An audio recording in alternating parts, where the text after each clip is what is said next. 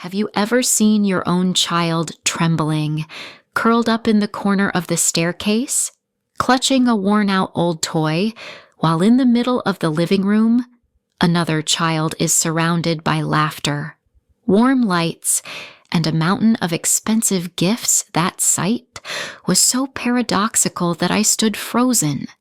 And then a surge of fury rose inside me, burning through every vein. My child did not deserve to be cast aside like that. I am Evelyn Carter, 35 years old, a pediatric nurse in Ohio. I have 10-year-old twins, Lucas and Chloe Miller. After my bitter divorce from Daniel, my ex-husband, we had nothing left but each other. I once thought that when my parents, Henry Carter and Patricia Davis, opened their doors to let the three of us move in, it was a blessing. But in truth, it was nothing more than a thin veil hiding the reality in their eyes. We were only a burden, mere temporary guests. At first, I kept telling myself to be grateful. They gave me a spare room, and in return, I took care of groceries, cooking, and cleaning. I paid for the utilities and the food, and still taught my children to respect their grandparents. I told myself, just save enough, and we'll move out. Endure a little longer. I thought my sacrifices could become the foundation for peace. Then my younger brother, Andrew Carter, and his wife, Samantha Garcia, had their first son, little Noah. From that very moment, my children and I suddenly became invisible. The dining room was turned into Noah's golden room, filled with luxuries from a $600 high chair to an imported stroller. Meanwhile, Lucas and Chloe were still crammed into a tiny room, sharing a flimsy old wardrobe. I remember one afternoon when Chloe was practicing her clarinet during her scheduled lesson. Just a few minutes in, Samantha stormed in, her voice sharp. "Can you stop already? Noah needs to nap. That noise is torture." My daughter clutched her clarinet tightly, her lips trembling. I saw her eyes glisten with tears, but she bit down and endured. And inside me, a scream echoed. Why is Noah's nap more important than my daughter's dream of music? Lucas didn't have it any better. The day he was selected to exhibit his painting at the county level, he rushed home, eager to show his grandmother. But Patricia Davis barely glanced at it before turning back to discuss curtain choices with Andrew. I watched my son's fragile little smile shatter into pieces. The pain didn't come only from indifference, but from the raw contradiction I was the one paying $450 a month for Lucas's asthma medication, the one shouldering most of the household expenses, yet we were treated as outsiders. Meanwhile, Andrew and Samantha, both earning more than enough, didn't contribute a single cent and were still pampered like honored guests. I used to search for excuses to defend my parents. Maybe they're just overwhelmed with the joy of having their first grandson. But over time, the cracks only grew wider. My children slowly learned to shrink into themselves, to sit quietly, to remain silent, just to avoid being scolded. And me. Every night I lie staring at the ceiling, asking myself, am I really their daughter or just a walking wallet? And then one night, as I watched Lucas sleeping with his head resting on my arm, his breath ragged from asthma, I suddenly understood this wasn't just favoritism. This was exposure. In this family, my children and I had never once been placed on equal ground. The question haunted me endlessly: if I disappeared tomorrow, would they even miss me?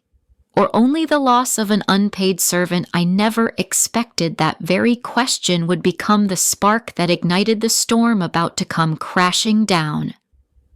I had gotten used to swallowing the sharp thorns of unfairness, But then one evening, the final glass fell, shattering into pieces. And in that moment, I knew I could no longer stay silent. It was Sunday dinner. The table was filled with all of Andrew's favorites: Texas-style barbecue, buttery mashed potatoes, and pecan pie. None of it was food that Lucas or Chloe actually enjoyed. I watched my son hesitate, pick up a bit of vegetable, then set his fork down. He whispered, "Mom, is there something else I can eat? I'm kind of tired of greasy meat." Before I could answer, my mother, Patricia Davis, said sternly, "Lucas, when I was a child, I ate whatever was on the table without complaining. You need to learn to be grateful." I watched Lucas's face sink, flushed red with embarrassment. A few minutes later, Noah threw his whole plate of potatoes on the floor. Instead of scolding him, the entire table burst out laughing. "Oh my, he's so smart.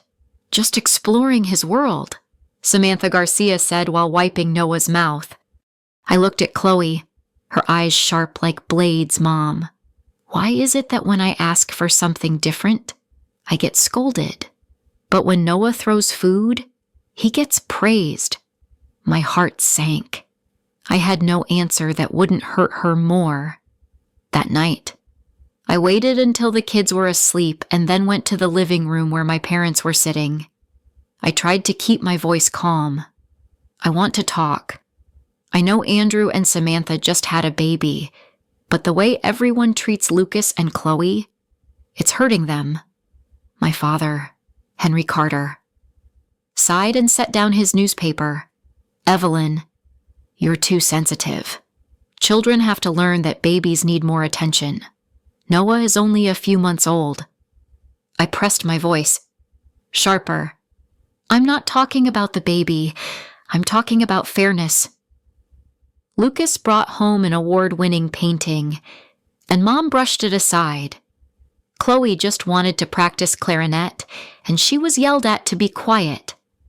But when Noah makes a mess or causes trouble, everyone laughs. What is that, if not blatant favoritism? My mother folded her arms, her eyes cold. "Evelyn, have you still not gotten over your jealousy toward Andrew? You've always thought you were the one being shortchanged. It's time to grow up." I froze. Inside my head, the words screamed, "That's your explanation, is my children's pain because I'm jealous of my brother Andrew came down from upstairs carrying Noah." He wore a smug smile. "Sis, you need to understand. This house needs to adapt. Samantha works from home, and Noah needs a quiet space. Your kids are older. They can handle themselves." I stared at my brother, the same man who had messed up his career countless times and always got bailed out by my parents' money. He still acted as if this family owed him everything. I replied, my voice trembling but sharp as a blade. "Do you even know I have to pay $450 a month for Lucas's medication?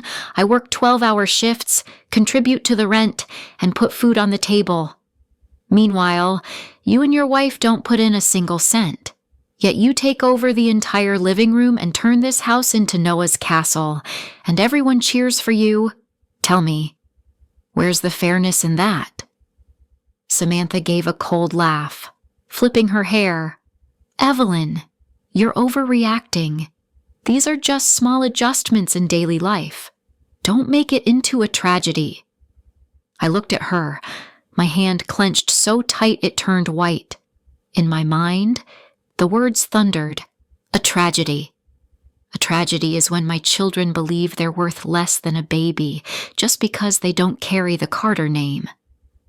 The air fell silent, tense like a pulled string. Out of the corner of my eye, I saw Lucas peeking from the staircase, his eyes searching mine, as if asking, "Mom, are you going to protect us?" I drew a deep breath, looked straight at my parents, at Andrew, at Samantha. I knew that if I kept swallowing my pride, My children would think silence was the only way to survive, and that was something I could never allow. If you all keep treating Lucas and Chloe like burdens, then don't expect me to stay silent any longer. I am no longer the obedient daughter you can dismiss. From now on, I will not let anyone demean my children again. In that living room, I felt the last thread between me and my family snap. That night, I barely slept. I lay in bed, staring at the ceiling, listening to the steady hum of the fan while my chest churned like a storm. My mother's words, "You're just jealous of Andrew," kept echoing, digging roots in my mind. I bit my lip until it bled. Jealous. How ridiculous. If there was anything I longed for, it was simply a minimum of fairness for Lucas and Chloe. In the darkness, I heard Lucas's wheezy breathing from the bed across the room. His asthma always made my heart jump. I knew the cost of his monthly medication by heart, $450. That number was like an anchor that didn't allow me to be weak. I worked 12-hour shifts, trading my back and swollen feet for those tiny pills. And yet, my family still dared to tell me I was too sensitive. I turned slightly and looked at Chloe. She clutched her clarinet tightly, even in her sleep. I knew she was afraid of tomorrow, afraid her music would be taken away, as if her dream was nothing more than some bothersome noise. Tears spilled down my face, but this time not just from pain. The pain had transformed into something else, determination.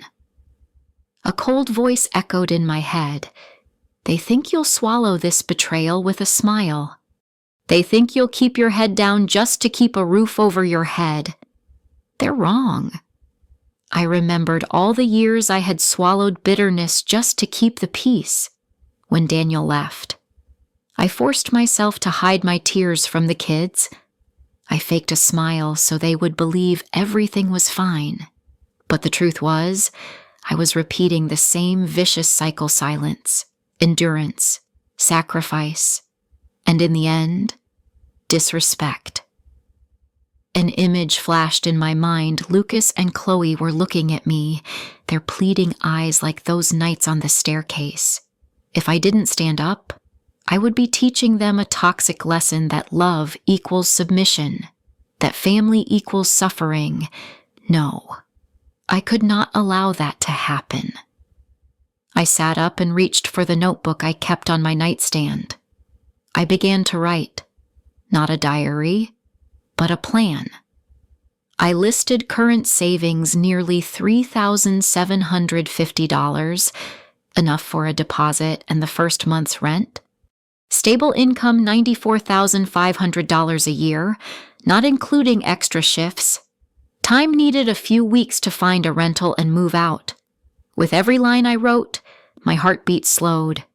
The anxiety faded, replaced with steadiness. I realized I wasn't as powerless as they thought. I was no longer the daughter waiting for my parents' pity. I was a mother with a job, with a path, and most of all, with the responsibility to protect my 2 children. I closed the notebook and took a deep breath. In the silence, I made myself a promise from now on. No one will have the right to crush Lucas and Chloe again. Even if I have to leave this house empty-handed, I will go. And this time, I won't come back. Moonlight streamed through the crack of the door, casting its glow on my children's peaceful faces. In that moment, I knew my silence was over, but I also knew, to protect my kids, I would have to face a battle bigger than any hospital shift. And the question that burned in my mind that night still had no answer. How would they react when I started to fight back? There are nights when the house has gone completely quiet, and I sit alone with a pile of old bills, seeing clearly the wounds I've kept hidden. I didn't just work tirelessly to provide for Lucas and Chloe. I also silently carried debts no one knew about. Debts that belonged to my younger brother. Andrew, I remember a year ago when Andrew's startup was collapsing. The bank shook its head and my parents were panicking. Who stepped in to co-sign a loan for $15,000? It was me. I've been paying it back month by month, cutting down on every expense, even skipping one of my own health checkups, just to keep my brother from going bankrupt. That wasn't the end of it. When Andrew racked up nearly $3,000 in credit card debt, my mother called me in the middle of the night, her voice dripping with theatrics. Evelyn, just help him this one last time. He needs to keep his credit score so he can continue his business. And I paid that debt too, even though that very month I had already spent $450 on Lucas's asthma medication, $200 for Chloe's music lessons, plus the car payment and groceries. I calculated it was almost $2,800. All of it was carried on my shoulders alone.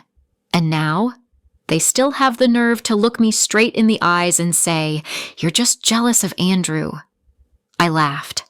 A choked, bitter laugh. If I were truly jealous, then why did I protect him time and time again? Why did I let my back bend under the weight of debts that were never mine? I look at my daughter, Chloe, clutching her clarinet as she sleeps. She has no idea that some months I had to choose between paying for her music tuition or covering part of Andrew's debt. And yet, I always chose both by working extra shifts, by sacrificing pieces of myself.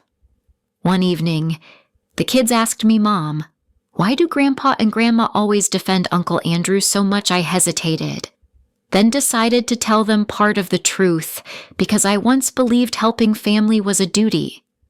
But I've come to understand that if only one side sacrifices, then it's no longer family, it's exploitation. Lucas looked up, his eyes filled with a sad brightness. "Mom, we don't need you to sacrifice that much. We just need you to be here with us." Those words pierced straight through my heart. For years, I've been racing to prove myself worthy, while all my children ever needed was my presence, not a shield for this entire family. I closed the stack of bills, my hand still trembling, but my heart stirring like a storm. They think I'm just a clinger, a helpless mother, but the truth I hold tells another story. Every figure, every bill, every debt I've carried for Andrew, all of it now stands as undeniable proof. I whispered to myself. They declared war the day they disrespected my children, and I will end this war with the truth. The only question left, hanging in the dark room, was, do they have the courage to face me once I expose everything after closing the folder of bills? I knew there was no turning back. For years, I had chosen silence in exchange for so-called peace.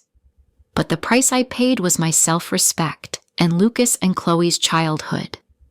Now, I no longer want my children to remember their early years only through memories of being pushed aside.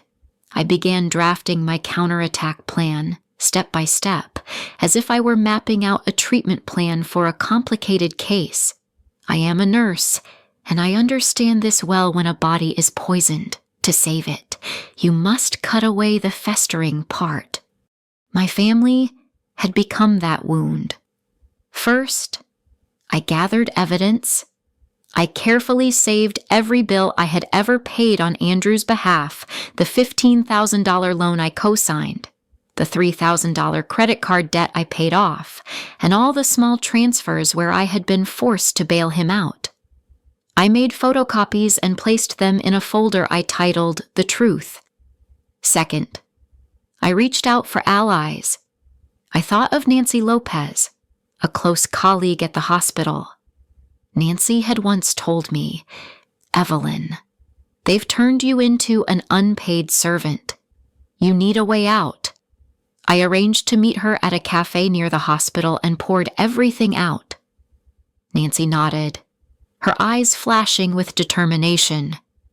If you need a temporary place to stay, my house always has a guest room. And if you need legal advice, I have a friend who's a lawyer specializing in family finances. I felt as if I had gained a shield. For the first time, I no longer felt alone. Third, I searched for a home. I called a realtor my Aunt Margaret had once recommended. During my lunch breaks, I drove to see small 2-bedroom apartments within the budget that matched my $94,500 annual salary. One little house required a deposit, and the first month's rent totaled $3,750, which was exactly the amount I had painstakingly saved. When I sat in that empty room, light filtering through the worn-out window, I suddenly pictured Lucas covering the walls with his drawings and Chloe practicing the clarinet without anyone telling her to be quiet. My heart pounded. I didn't need luxury, only freedom. Finally, I prepared my mind. I knew that when I left, my parents would scream and Andrew and Samantha would hurl insults. They would call me ungrateful, thankless, a traitor. But this time, I would not allow those words to rip me apart anymore. I had endured enough. That night, I watched my 2 children sleeping soundly and whispered, "They declared war the moment they chose to belittle you. I will end this war. And this time, I will win." Inside me, there was no trembling anymore. Only the calm of someone who knows she has chosen the right path. Yet one question still lingered without an answer.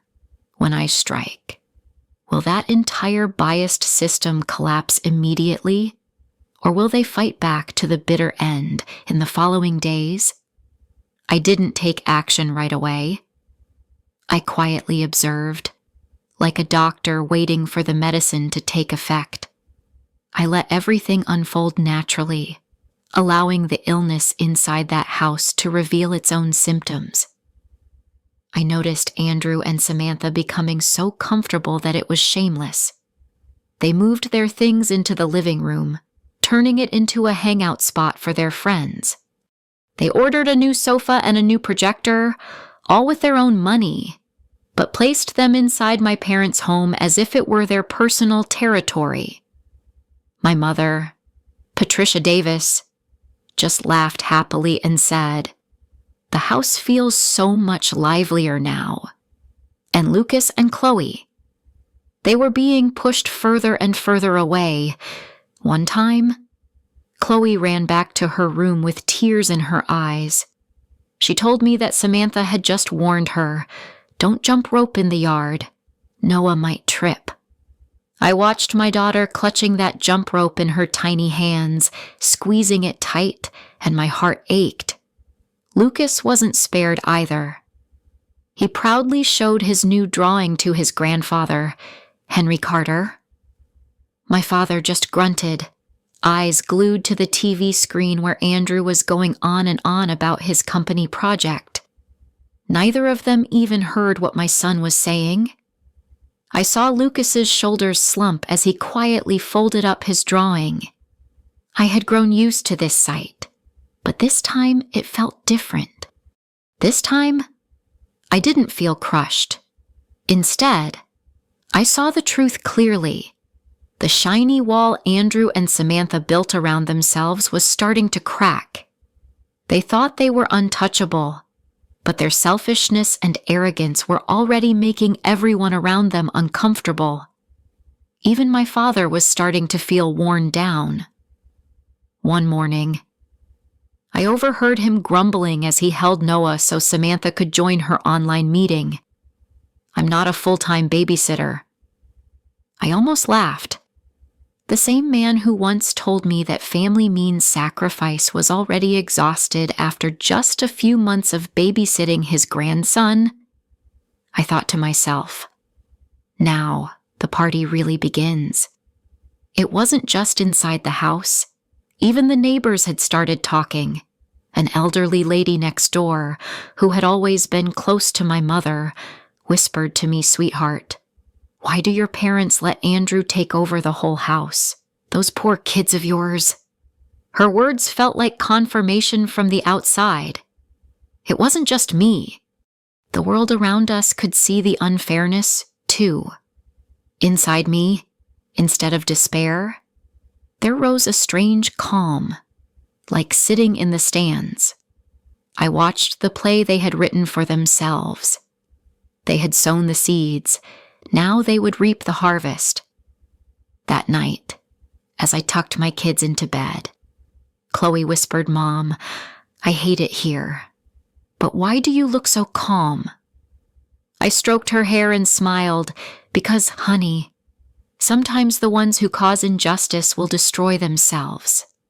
All I have to do is wait. I turned off the light and listened to their steady breathing in the darkness. I closed my eyes and thought about the folder labeled "The Truth." My weapon was lying in wait, but soon it would be unleashed. And I wondered, when everything finally starts to collapse, will they realize it was their own hands that pushed them to the edge? The real explosion came faster than I thought. One Monday morning, I was on my shift when my phone buzzed nonstop.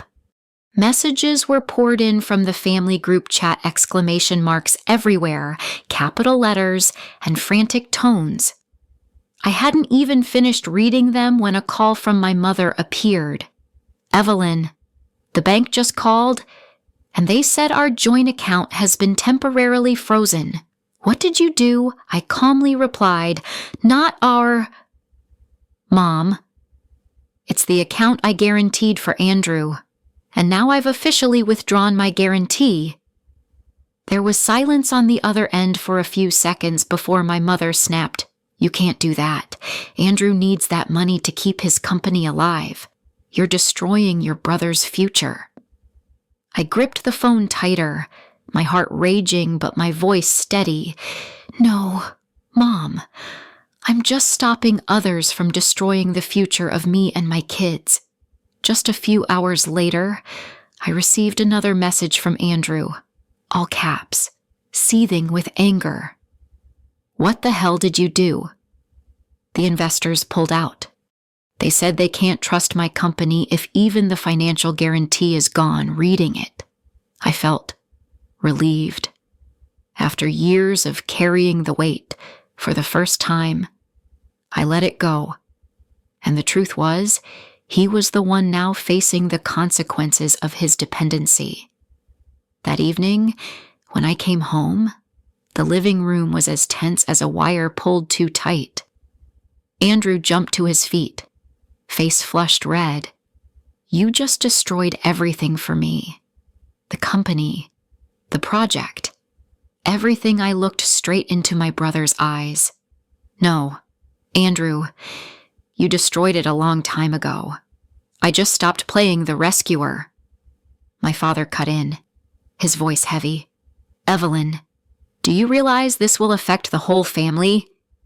People will think our family is unstable." I gave a bitter laugh. "Unstable? And what about when my kids were shoved into a damp basement? When Chloe was forbidden to practice music? When Lucas was belittled every time he showed his drawings? Wasn't that instability, or did it not matter because it only affected me and my children this time?" The whole room fell silent. The only sound was Noah crying loudly in Samantha's arms. Andrew's phone rang again. He put it on speaker, and everyone clearly heard the service provider shouting, "If you don't pay the $3,000 on your credit card this week, we'll file a lawsuit." I saw my mother's face turn pale. My father sank back into his chair, his hand trembling. As for me, there was only one feeling in my heart: liberation. Every message, every frantic call, only confirmed what I had known for years: The golden boy empire my parents built around Andrew was beginning to crumble. That night, I took Lucas and Chloe for a walk around the neighborhood to escape the heavy atmosphere. Chloe whispered, "Mom, what are they going to do now?" I held her hand and smiled softly. "They'll panic. They'll look for someone to blame. But we don't have to be afraid anymore." Inside me, a spark lit up. I wasn't just protecting my kids. I had just set off the downfall they never saw coming. The only question left was, when their perfect mask finally falls, will they beg, accuse, or try to crush me at any cost? I knew withdrawing that guarantee would shake the whole family. But I didn't expect the storm to hit this fast. Just a few days later, the living room turned into a battlefield. Andrew was the first to explode. He slammed the table, shouting like a madman, "You're a traitor, I trusted you, and you stabbed me in the back. I'm losing investors, losing my company, all because of you. I didn't blink. Stabbed you in the back, I've carried you on my back for years. I'm the one who's been used. Andrew." Samantha, sitting beside him, spoke in a bitter tone but tried to maintain her poise. "Evelyn, did you even think about Noah? You've thrown us into chaos, and my son will be affected. How can you sleep at night knowing you're destroying a child's future?" I turned to her, my voice low and cold. "Don't use your son as a shield. I'm not hurting Noah, but I won't let you use Lucas and Chloe as sacrifices to indulge your selfishness anymore." My mother, Patricia Davis, sat in her chair, hands trembling around a teacup. Her voice came out hoarse, full of reproach. "Evelyn, you've disappointed me. Family means sacrifice. It means helping each other." I looked straight at her. "I have sacrificed. I paid $3,000 in credit card debt for Andrew. I guaranteed $15,000 to save his company. I did all of that while still paying $450 a month for Lucas's asthma medication. But you never called that a sacrifice. All you ever saw was Andrew." The room fell silent. My mother's eyes flickered, but she quickly tried to strike back with a weak retort. You're exaggerating." My father, Henry Carter, stepped forward, his tone hard. "Evelyn, you've caused so much trouble just out of pride. Do you think outsiders will respect you for abandoning your own family?" I gave a cold laugh. "No, I think outsiders will respect me because at least I know how to protect my children." Lucas and Chloe stood on the staircase, listening to every word. I saw my son's eyes brimming with tears and Chloe clutching her clarinet tightly. They didn't need me to explain who was right and who was wrong. Andrew roared again, "If my company collapses, I will never forgive you. You'll live with that guilt for the rest of your life." I stood up and looked straight at my brother. "No, Andrew, the only guilt I carry is that I covered for you for far too long." My voice dropped low, but each word struck like a hammer. I saw my brother's face go pale and Samantha shrink back. For the first time without a rebuttal, in that moment, I knew the balance of power in this house had shifted. They could scream, they could blame, but they no longer held the position of being the so-called benefactors. As I left the room, one question lingered in my mind. Would they dare continue to trample me? Or would they be forced to change now that the truth had been stripped bare? I understood that if I allowed the story to remain behind closed-door arguments, everything I had endured would be twisted into Evelyn being rebellious or Evelyn being selfish. No, this time, I had to let the truth come into the light. I chose the family meeting on Saturday night, when my parents, Andrew, Samantha, and Aunt Margaret would all be present. I placed a thick folder on the table. On the cover, in handwritten letters, it said, "The truth." Andrew let out a mocking laugh. "What kind of stunt is this now?" Another tearful performance I didn't answer. I opened the folder and pulled out a copy of the loan agreement for $15,000 with my guarantee signature. I set it on the table. Then came the credit card payment receipt for $3,000, the transfer slips, all stamped by the bank.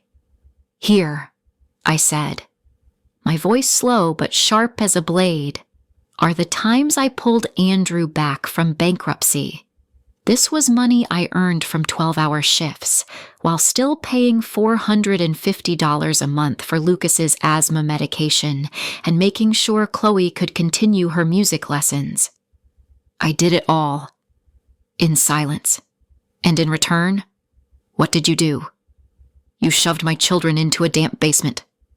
The room went still. My mother, Patricia Davis, turned pale. My father, Henry Carter, leaned forward, grabbed the papers, flipped them over and over, then exhaled heavily. Andrew flushed red, forcing a weak laugh. This was just family helping family. Who turns private matters into evidence like this? I locked eyes with my brother, my smile cold. If this was just helping, then why did my children have to pay the price with their dignity? Why were they treated as leftovers in their grandparents' house? Aunt Margaret suddenly spoke up, her voice crisp and steady. "I've seen enough. Evelyn is right. This family has turned her sacrifices into an expectation, and in doing so, you've stolen those children's childhood." Her words landed like a hammer. I saw relief flicker in Lucas's eyes, and Chloe pressed her lips together, clutching her clarinet tightly as if, for the first time, someone was standing beside her. I stood, closed the folder, and said, "Consider this my resignation letter as the anonymous sponsor of this family. I will no longer pay the price for those who only know how to demand. From now on, I choose to live for my children." The air in the room grew heavy. No one dared to speak further. From that moment on, I knew the scales had tipped. They could not deny black and white, ink on paper. That night, as I tucked Lucas and Chloe into bed, their faces looked lighter, unburdened. And inside me, a new space opened, the space of freedom. If you've ever witnessed or lived through favoritism in a family, share your thoughts in the comments below. This story may be a reminder to someone out there that the truth must always be spoken. Don't forget to subscribe to Bitter Scars for more everyday stories where pain transforms into strength and courage finds its voice. After the evening, I placed the folder, the truth on the table, and that house was never the same again. The atmosphere grew so heavy that just opening the door and stepping inside was enough to see the cracks in every glance, every sigh. My mother, Patricia Davis, became noticeably quieter. She avoided looking at me and even avoided the eyes of Lucas and Chloe. One time, I overheard her whispering to my father, "That girl has embarrassed me in front of the whole family. I don't know what the neighbors will think." I pressed my lips together. To her, the shame of appearances still weighed more than the pain carried by her own grandchildren. My father, Henry Carter, tried to stay neutral. He buried himself in the newspaper, though occasionally he would drop vague reproaches. "You making such a scene is like pouring oil on the fire." And Andrew, he couldn't hide his hatred. One afternoon, just as I brought Chloe home from music practice, Andrew blocked me at the door. "You think you've won, don't you? You just destroyed my company. No one wants to work with me anymore. You'll have to live with this guilt forever. I looked straight at my younger brother and calmly replied, The guilt is not mine, Andrew. It belongs to the one who took his sister's sacrifices for granted and disrespected his own blood. Samantha chose silence, but her cold gaze said everything. Each time I walked past her, I felt like an intruder in the very place I once called home.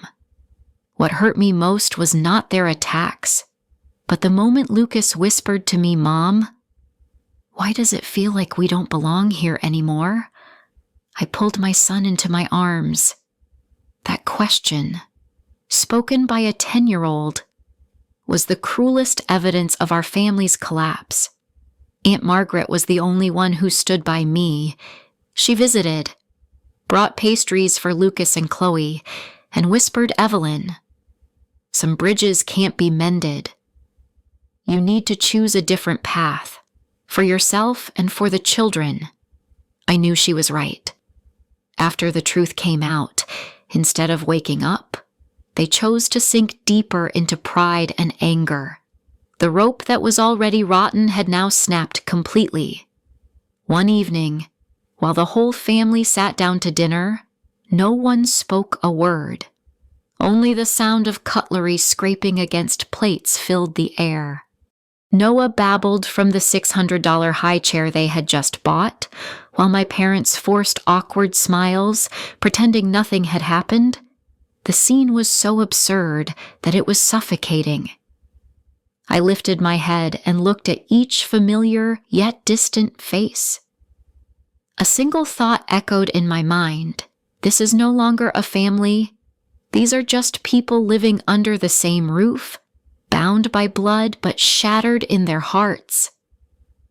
I squeezed Lucas and Chloe's hands under the table and whispered, We won't stay here forever. Soon, we'll have a place we can truly call home. And I knew, from that moment on, these relationships were officially beyond saving. I knew the last thread had already snapped, but no one dared to admit it. So, a direct confrontation was inevitable. It came on a stormy evening. Lucas and Chloe were already asleep while I was cleaning up the kitchen. The door slammed shut. Andrew walked in, his raincoat dripping wet. His eyes were blazing. Behind him were my parents and Samantha holding Noah in her arms. Andrew roared, You have to leave this house. You have no right to stay here anymore. This is Mom and Dad's house, not yours.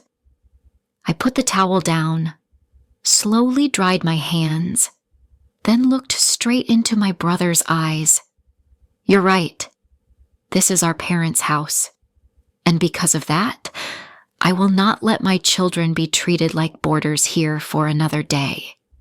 My mother cut in, her voice trembling but sharp. Evelyn, can you stop this nonsense in a family? We need to yield. We need to compromise.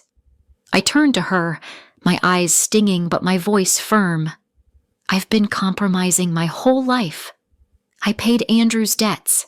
I co-signed $15,000 to keep his company afloat. I paid $3,000 of his credit card bills, all while still breaking my back to cover $450 a month for Lucas's medication. I cooked. I cleaned. I contributed money. I held this house together. But still, everyone chose to trample on my children. I am exhausted from pretending this is a loving family.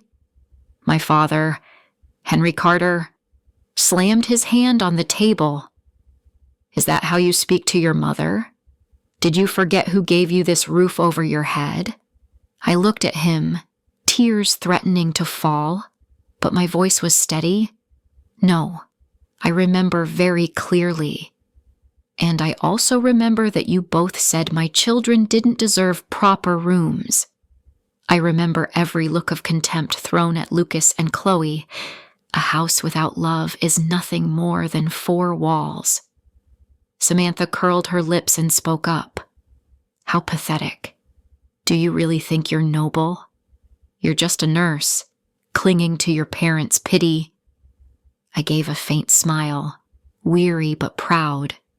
Yes, I'm just a nurse. But at least I raise my kids with an honest living. I don't live off my sister's money, and I don't turn my parents' favoritism into my crutch. What's truly pathetic is living only by consuming someone else's sacrifice. The room fell silent. Only the sound of rain outside filled the space, rushing down like a witness to this final confrontation. I took a deep breath, then ended it. Tomorrow, my children and I will move out. You can keep spinning in your own cycle, but don't expect me to ever come back. My role in this play is over. I walked up the stairs, my heart pounding but my back straight. For the first time in years, I felt truly free. The next morning, the sky was still drenched in mist, and the smell of damp earth after the night's rain lingered on the porch. I stood by the window, watching droplets of water slide down in long trails, and for the first time in many years, I felt a calmness settle into my chest, not the heavy silence beneath my parents' roof, but true peace. Lucas and Chloe walked in, each carrying a small backpack. Lucas looked at me, his voice firm. "Mom, we're ready." Chloe clutched her clarinet, a faint smile spreading across her face. "This time, we're really going." "Right." I nodded. In their eyes, I saw not only hope but absolute trust in me. At that very moment, I realized that I didn't need validation from Patricia or Henry, and certainly not from Andrew and Samantha. I had once longed for a compliment, a simple, "We're proud of you." But now I knew my worth wasn't in their mouths. It was in the eyes of my 2 children. When the back door closed behind us, no one came to see us off. Not a single word to hold us back. And I didn't feel bitterness, only relief. Their coldness was, in fact, proof that my decision was the right one. We went to stay temporarily at Nancy Lopez's house. She welcomed us with a warm smile, laid out mattresses for the kids, while I slept on the pull-out sofa. That night, Lucas whispered, "I don't hear the fighting anymore." I slept better. "Mom." That simple sentence made my throat tighten. All this time, I had tried to maintain harmony, but it was my silent endurance that had kept my children constantly on edge. The next day, I took them to the park near Nancy's house. Chloe ran and played with a new group of friends, her clarinet strapped to her back. Lucas sat under a tree, losing himself in his sketches. I sat on a bench, watching their laughter ring out. The sound was so pure it made my chest ache, not from pain, but because for the first time, I was witnessing my children live like children. Sitting there, I suddenly understood my worth was not in being the obedient daughter or the sacrificing sister. My worth was in being the mother who dared to stand up so her children could have a childhood worth remembering. That night, I opened my notebook and wrote a single line. For the first time in many years, silence feels peaceful. No longer the forced silence of dinners filled with contempt. No longer the bitter silence when Lucas and Chloe were pushed aside. This was the silence of a safe home, where my children's breathing blended into their calm sleep. As I was writing, Chloe ran up and hugged me from behind.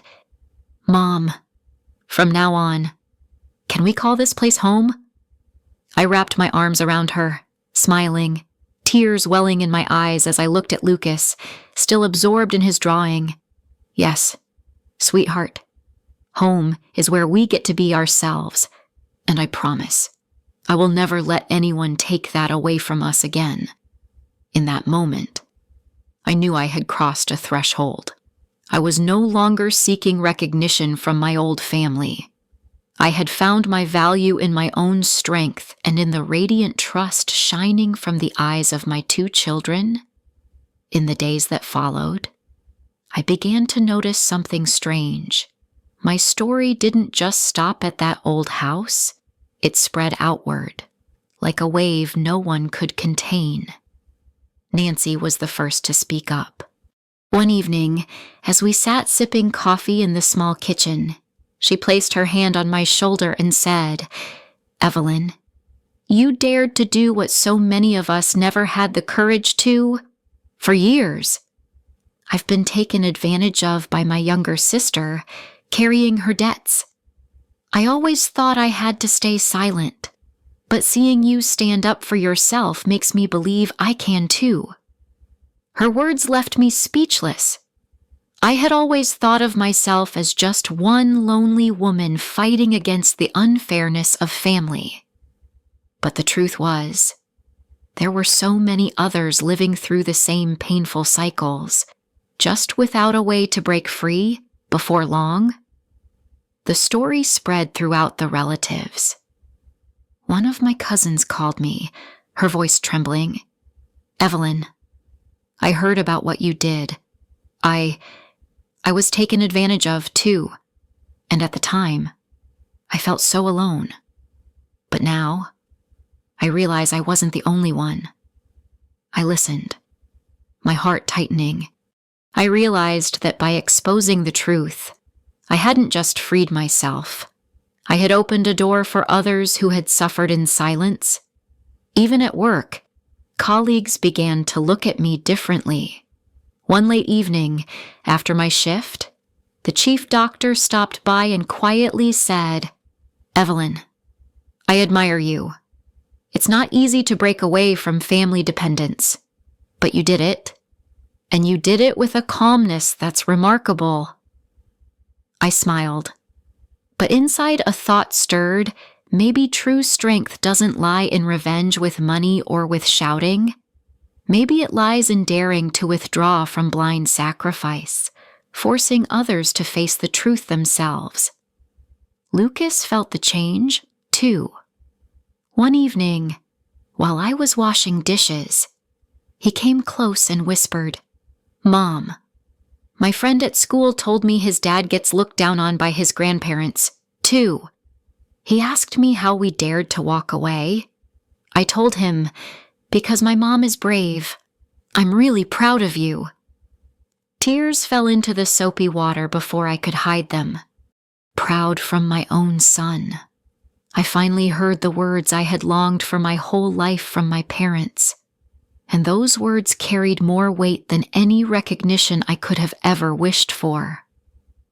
I sat down, pulled both my children into my arms, and thought maybe my case is just one small piece, but it clears the path for other pieces to fall into place. When one person dares to say enough, others find their own voice too. That night, I wrote in my journal, "There are scars that never disappear, but when we allow them to speak, they turn into maps that guide others out of the darkness." I once thought that leaving that house would be the end, but it turned out the truth, once exposed, did not stop at mere words. It began to create real consequences, clear and irreversible. One morning, I received a call from the office of Attorney Collins, an acquaintance of Nancy. He spoke briefly. "Evelyn, I heard about your situation. If you'd like, I can help bring everything to light. Not only to protect you, but also to make sure Andrew and Samantha can no longer take advantage of the family's assets." I stayed silent for a few seconds before agreeing. A part of me was afraid that lawsuits were never easy, but another part knew this was the chance to end the vicious cycle that had gone on for far too long. The hearing took place on a Monday morning. I walked into the courtroom, my hands slightly trembling, but Nancy was by my side, and behind me stood Lucas and Chloe. They didn't need to say anything. They just held my hand tightly. Across from me were Andrew and Samantha, with my parents seated in the row behind them. Patricia's face was tense, her eyes avoiding mine. Henry sat upright, stiff, as if he were clinging to some last shred of dignity. Attorney Collins presented each piece of evidence: the loan contract for $15,000 with a forged signature, the $3,000 credit card receipt, and other suspicious transfers. He ended with one statement: "This is not just financial exploitation. This is a betrayal within the family." Andrew jumped up, shouting, "She's making this up. This is a private family matter, not something to bring into court." The judge banged the gavel, his voice firm. "Mr. Carter, keep order. This court does not see this as a private matter, but as financial abuse, and the court will handle it as the law requires." I sat there listening to every word. Inside me, there was no more anger, only a profound sadness. If we had not been stubborn and greedy, we would never have ended up in this place. When the ruling was given, the judge ordered Andrew to repay part of the money and issued a stern warning about the fraudulent signature. Samantha was put under further investigation for unclear transactions under her name. My parents were not convicted, but their eyes as they left the courtroom said everything. For the first time, Henry did not look at me with reproach, but with emptiness, like a man who had just realized he had lost something forever. I did not feel joy nor triumph. I only felt relief. Justice does not always bring sweetness. Sometimes it leaves a bitter aftertaste, but at the very least, it puts an end to wounds that have been bleeding for far too long. That evening, Lucas asked me, "Mom, does this mean we won?" I held my child close and softly replied, "It's not about winning or losing. Sweetheart, this is about justice. And sometimes, justice is all we really need."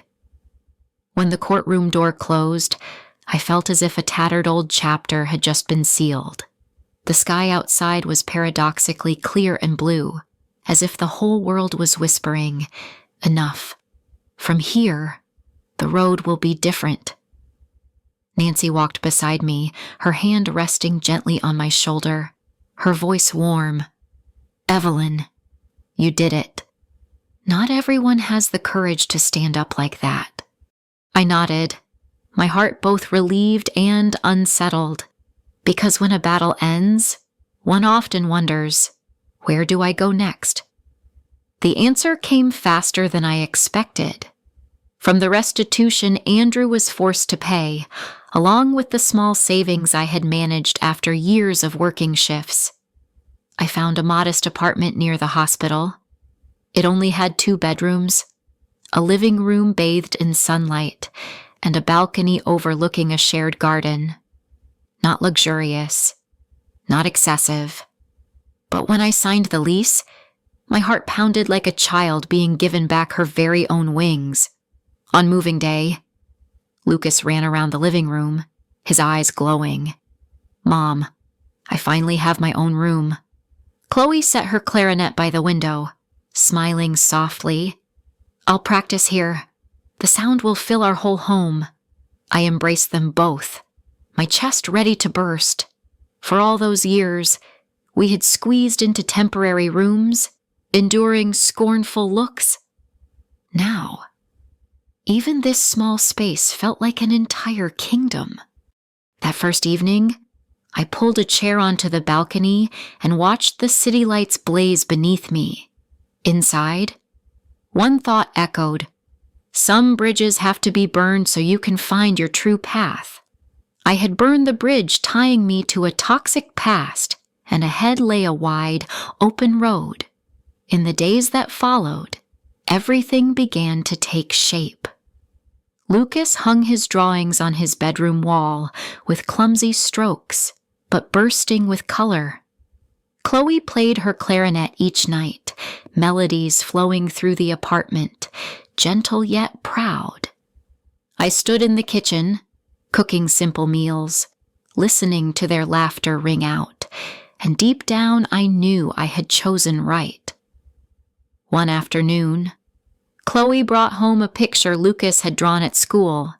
In it, 3 figures stood under a blue sky, holding hands, with the scribbled word home above them. I touched the paper, my vision blurring, not from sadness, but from joy. I realized then I had lost a family, but it was only a false shell. I had lost recognition from my parents, but in return, I gained the shining pride in my children's eyes. I had lost years of exhausting myself for others, but at last, I had found myself. That night, I wrote in my journal, "We have walked through the darkness.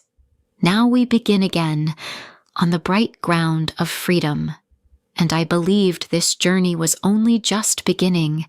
Some scars, even when healed, still sting when touched by memory. But those very scars remind us of our hidden strength, the strength to say enough, to walk away, to reclaim freedom. The story of Evelyn and her 2 children was not only about revenge or justice. It was about rediscovering oneself, reclaiming laughter, and building a real home. If you have ever walked through darkness or are struggling to escape it, remember this: you are not alone. And sometimes, to save yourself, you must burn a few bridges. Thank you for listening to this story with Bitter Scars. Don't forget to share your thoughts, leave a comment, and subscribe to the channel, because here, every scar has a voice, and every story deserves to be told.